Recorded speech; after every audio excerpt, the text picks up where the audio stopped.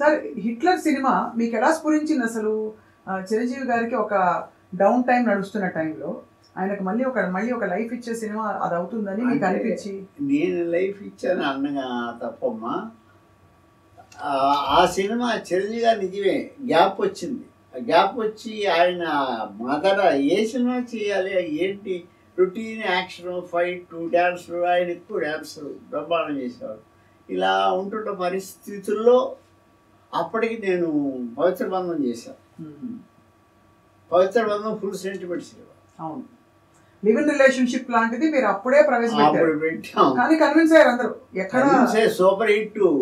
9 out of 9 లాంగ్వేజెస్లో 8 లాంగ్వేజెస్లో అది remake అయింది. పవిత్ర బంధం బ్రహ్మాండంగా ఆడింది. ఓహో సూపర్ సెంటిమెంట్ సినిమాలు అంటే అప్పటికి మామగారు నాకు రాజేంద్ర ప్రసాద్తో తీసిన ఎర్రబందారం ఫ్యామిలీ డ్రామాస్ నాకు బెస్ట్ అవార్డ్స్ వచ్చింది. నంది అవార్డు అప్పటికి ఎర్రబందారం వాటికి మామగారు దాసరి నారాయణరావు గారి చేత మామగారు వేయించాం.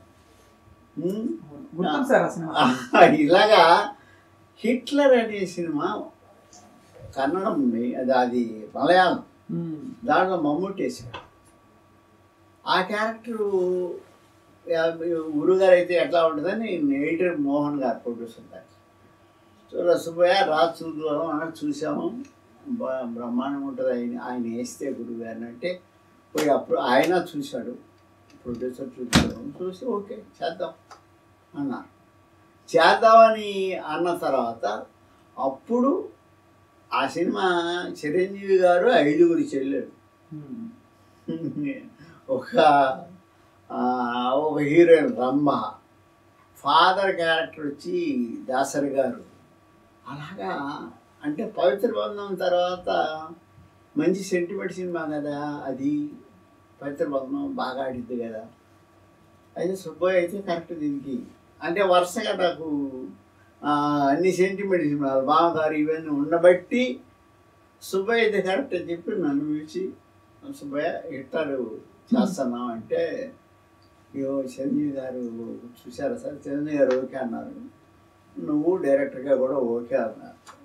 ఆ మహానుభావుడికి మనసులో దండం పెట్టుకొని నేరుగా వెళ్ళి దండం పెట్టి ఇప్పుడు సినిమా ఇండస్ట్రీలోకి వచ్చిన ప్రతి ఒక్కడు ఏం కోరుకుంటాడు, చిరంజీవి గారికి ఒక సినిమా చేస్తే బాగుండు. అందరు కోరుకుంటారు. అలాంటి అదృష్టం నాకు వెంటనే వచ్చింది. అంటే సినిమా ఇండస్ట్రీలోకి ఎంటర్ అయిన ముందు ఎన్ని దెబ్బలు తిన్నా ఫస్ట్ పవిత్ర బంధం, తర్వాత హిట్లరు నిజంగా ఆ చిరంజీవి గారు ఎంత గొప్పగా చేశాడు.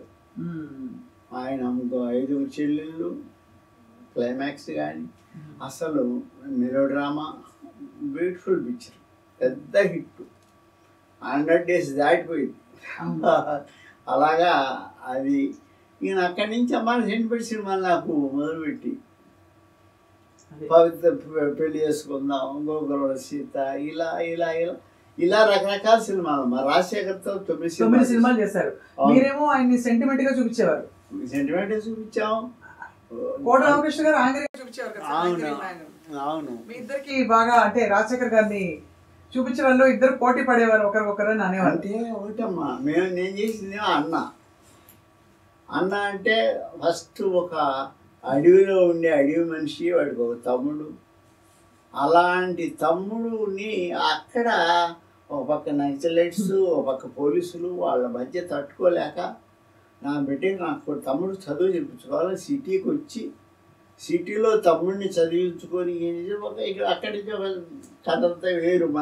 ఒక మర్డర్ అటెంప్ట్ కుర్రోడు చూడడం, ఆడు చూసేటప్పుడు వాళ్ళకి తెలిసి మీరు ఊరిదలు వెళ్ళిపోవాలని చెప్పి రౌడీజం కొట్టబోవడం పడడం.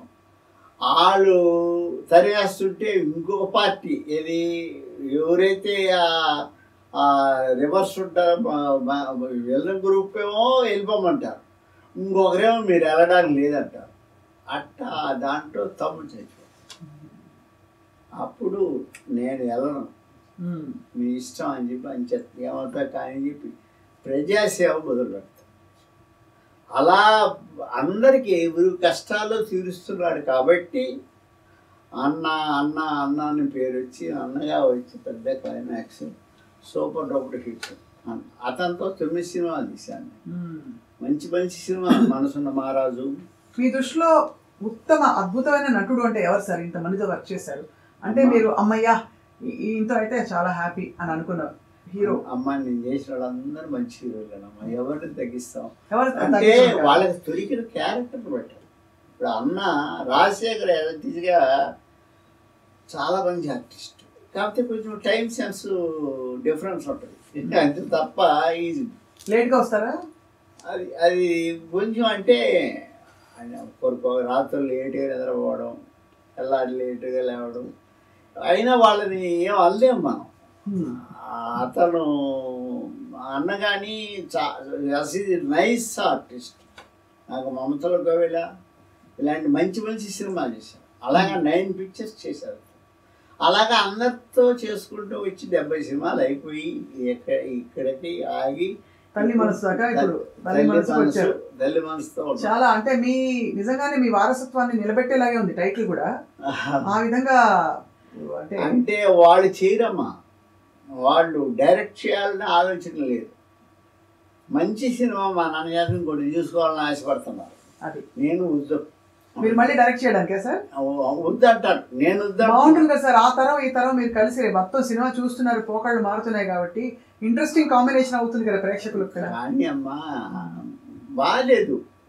అప్పుడు బడ్జెట్ వేరు, ఇప్పుడు బడ్జెట్ వేరు. ఇప్పుడు 6 నుంచి 10 కోట్లు పెట్టకపోతే 10 కోట్ల రూల్ లేదు. మనం పెట్టుకునే హీరోని బట్టి ఉంటుంది. ఒక హీరో అయితే ఒక డైరెక్టర్ కూడా 15 కోట్లు తీసుకుంటున్నారు. రాజమౌళి గారు 800 కోట్లు తీసుకొని ఉంటాడు. ఆయన ఎన్ని రోజులు 5 ఏళ్ళు సినిమాలు తీశారు వాళ్ళు. బాహుబలి 5 ఏళ్ళు ఆడు తీసిన నిజంగా హ్యాట్స్ ఆఫ్ రాజమౌళి. ఆయన తీసిన ఈగ సినిమా నాకన్నిటికంటే ఈగలు వచ్చింది. ఎందుకంటే బాహుబలిలో సినిమా అది బ్లూ కటర్ షాట్స్ ఏదో కానీ ఏదో ఫారిన్ కంట్రీస్లో వెళ్ళి 5 చాలా రిస్క్ చేసే డైరెక్టర్. వాటన్నిటికంటే ఆ ఈగ అనే సినిమా చూడండి మీరు. దాన్ని కాలు చెయ్యి కన్ను కదిలే కూడా తీసి హ్యాట్స్ ఆఫ్. అలాగా ఐడియా అది అంత అయ్యో చాలా గొప్ప డైరెక్టర్.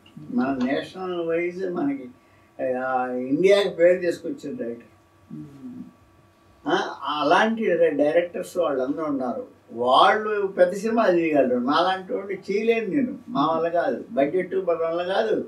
మనల్ని నమ్మి అంత డబ్బు పెట్టేవాడు లేడు. అసలు పెట్టాలన్నా మన వల్ల కాదు. అందువల్ల నేను వద్దురా బాబు అని నేను అంటాను.